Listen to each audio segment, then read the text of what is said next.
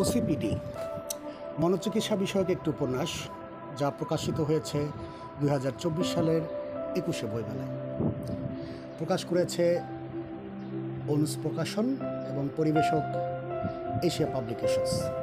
Perfectionist উৎকর্ষকামী একটি ইতিবাচক চরিত্র,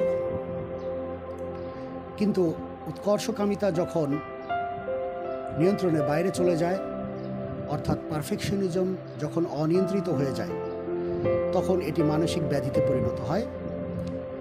ইংরেজিতে যাকে বলে ওসিপিডি, অবসেসিভ কম্পালসিভ পার্সোনালিটি ডিসঅর্ডার। আমি এর বাংলা করেছি আচ্ছন্নমূলক বাধ্যকর ব্যক্তিত্ব ব্যাধি।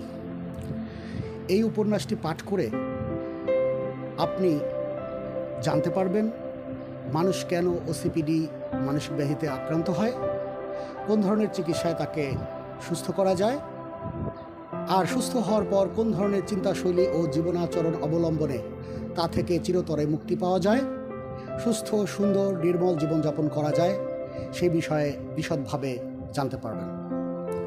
অশেষ শুভেচ্ছা।